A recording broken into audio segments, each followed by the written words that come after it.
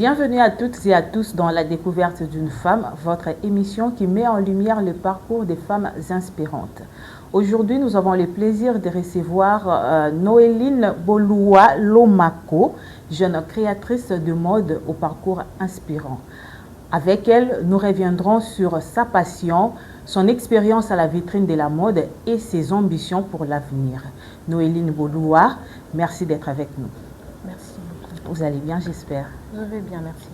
Merci une fois de plus d'avoir accepté notre invitation.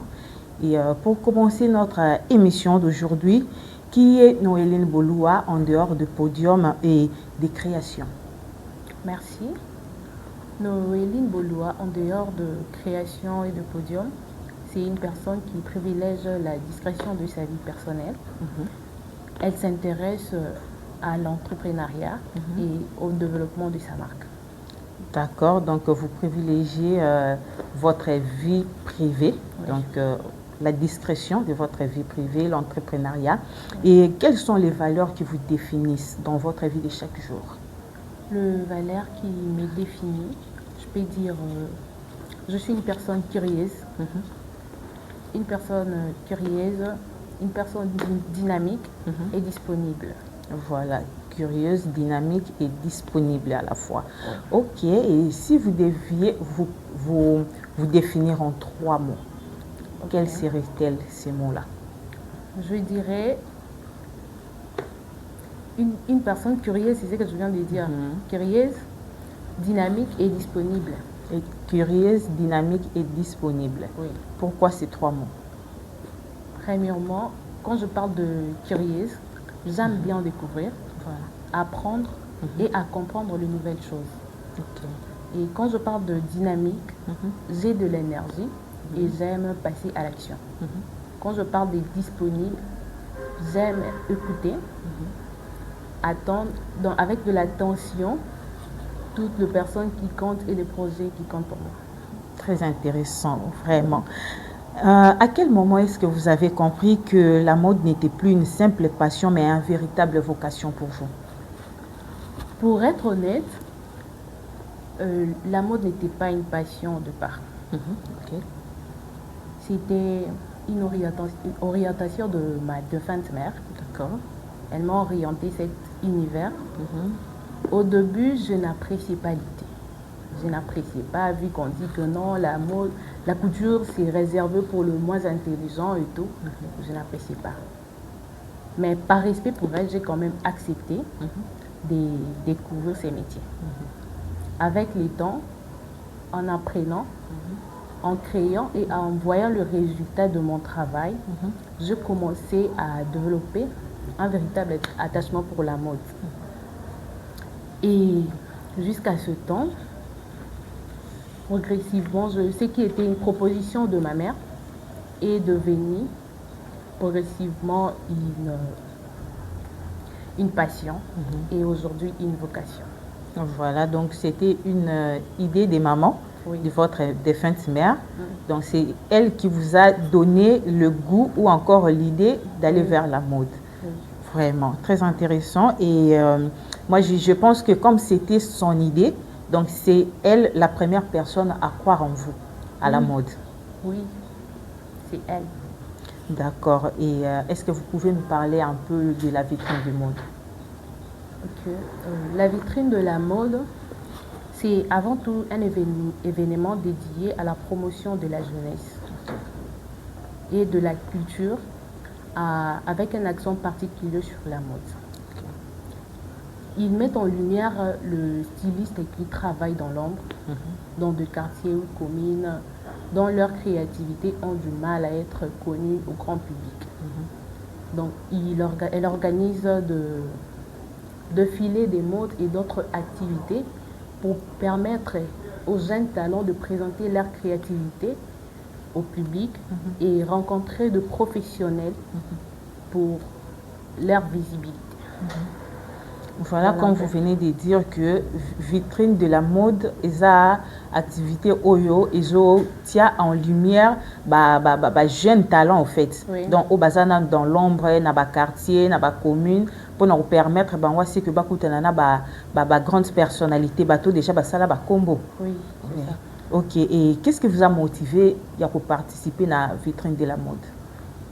Ce qui m'a motivé, je voulais aussi présenter mon travail, faire connaître mon travail au public.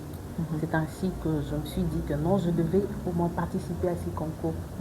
Donc je voulais un peu sortir de ma zone de confort, confronter aussi d'autres jeunes talents pour apprendre et m'améliorer encore. D'accord. Et quelle expérience est-ce que vous avez reçue là-bas à la vitrine de la mode? J'ai appris pas mal de choses. L'essentiel, c'est juste qu'il faut croire personnellement en soi, avoir la détermination et travailler davantage. Donc, voilà un peu. Voilà, difficulté nini oyo kutanaki nango pendant concours wana ya vitrine de la mode? Difficulté, juste il faudrait donc créer quelque chose quand tu vas présenter aux membres du jury, qu'ils puissent vraiment être satisfaits et être surpris. Donc c'est sortir un peu de l'ordinaire, voilà. Créer quelque chose de spécial, quelque chose qu'on n'a pas vu. Donc c'était un peu ça. Donc du jamais vu. Oui, du jamais vu, c'est qui va capter un peu leur attention. Donc c'était un peu ça.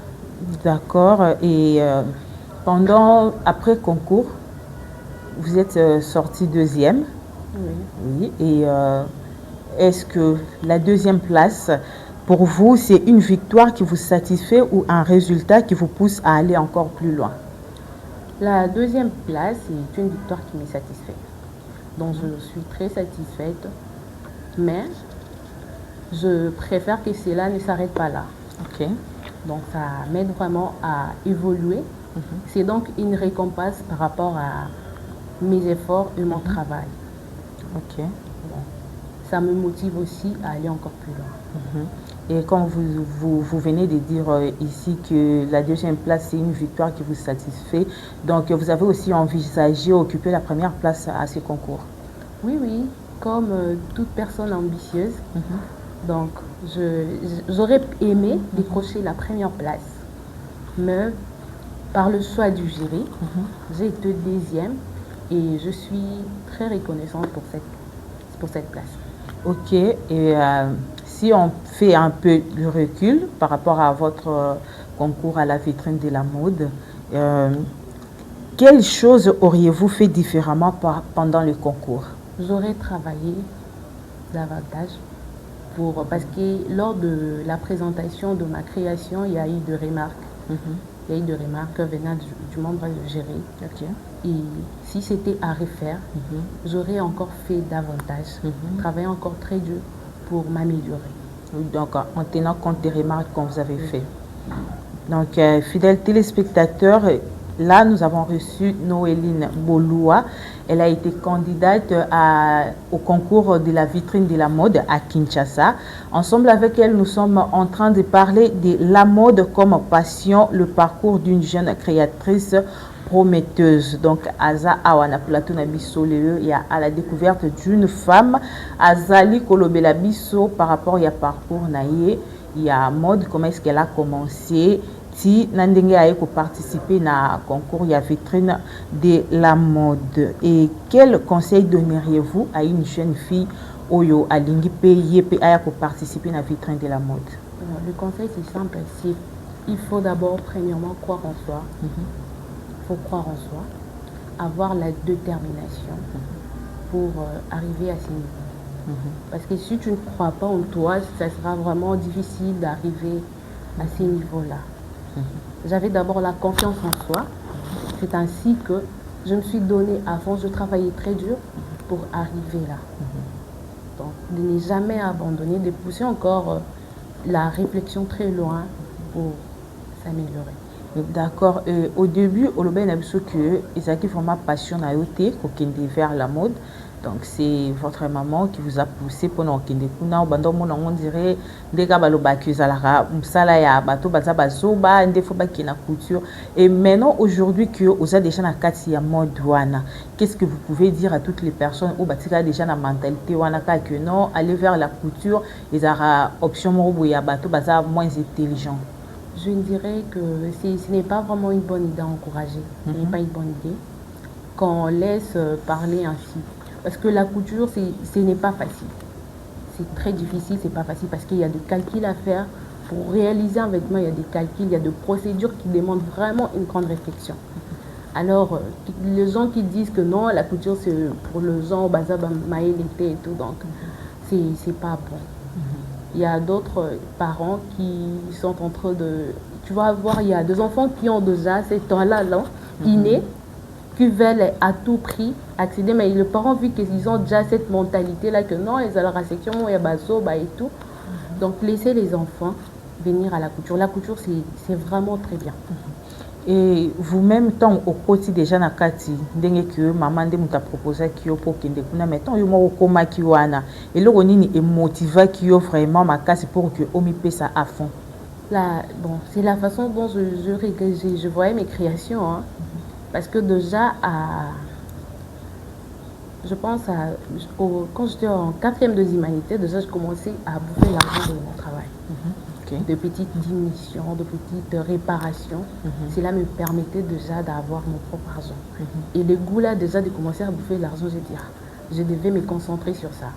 Travailler encore davantage au lieu de ne pas aimer. Mais j'ai commencé à aimer. C'est ainsi que je me suis un peu évoluée sur ça. Voilà, donc très important que ton Monica qui est déjà comme au moi mike na yo, donc et puis sur Gouana pour que on continue na kati ya couture. Et on accuse souvent la mode que les monde moko est privilégié à beaucoup plus ba relation que le talent. Est-ce que depuis que vous en a kati ya monde ango, est-ce que au vivre déjà réalité wana? Oui, il est vrai que dans beaucoup de secteurs créatifs, les relations favorisent plusieurs opportunités. Mais personnellement, je pense que le professionnalisme est très important. Quand tu travailles, tu donnes un travail de qualité. Tu produis un travail de qualité. C'est ce qui fera aussi que les gens puissent venir vers toi. Et c'est par là que tu créeras aussi des relations qui vont te booster aussi. Okay. Donc, et vous, en tant que jeune créatrice, comment est-ce que vous pouvez réussir à surmonter ces obstacles? C'est juste par la persévérance. Par la persévérance, la patience.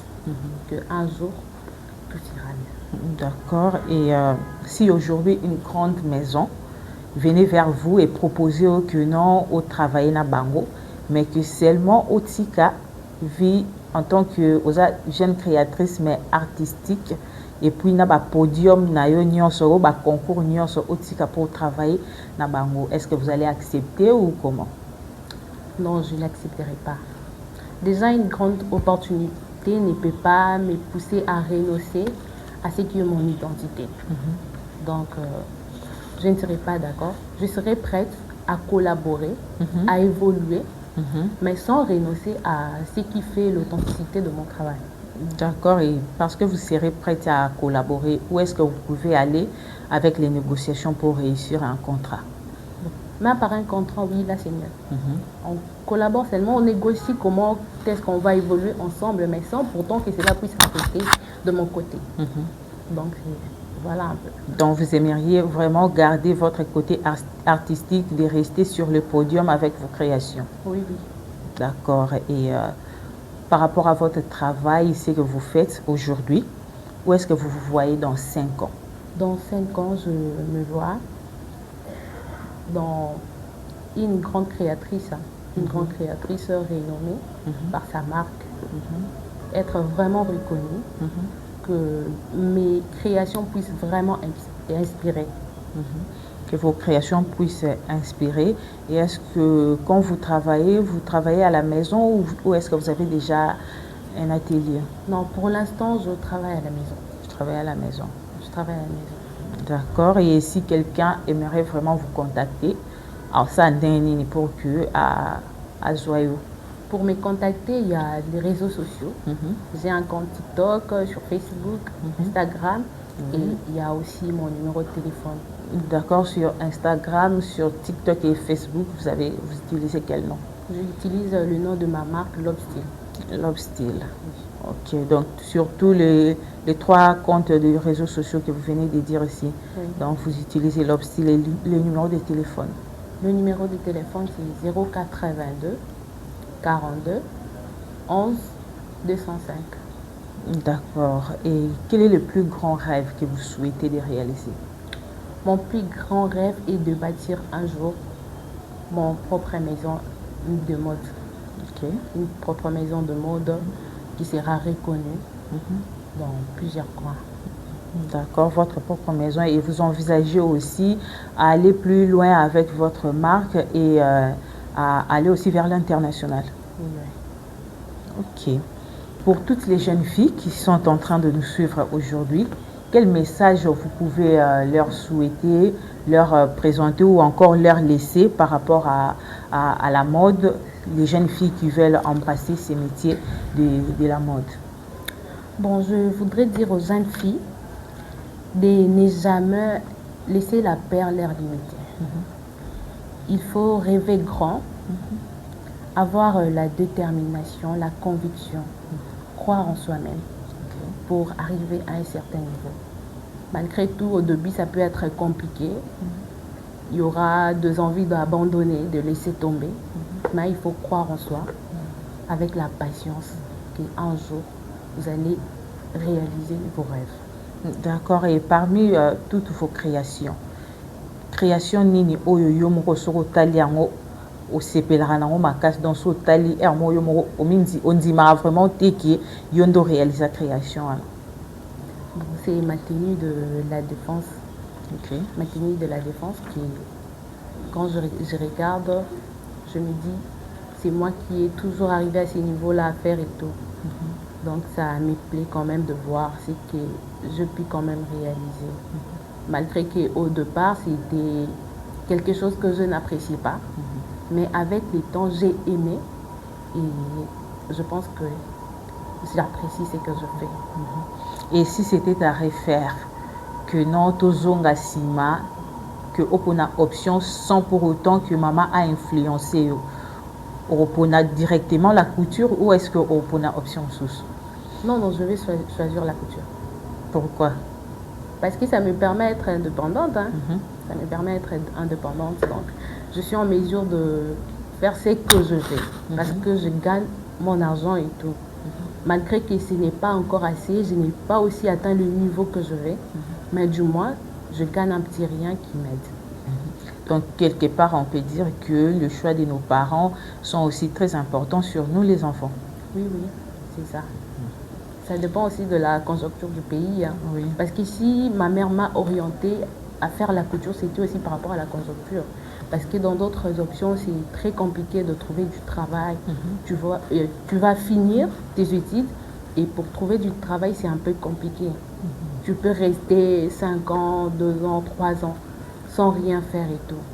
Mais avec la couture déjà, à un certain niveau, ça permet d'être indépendante. Même si ça ne sera pas assez, mais au moins tu te permets quand même de réaliser au moins tes besoins.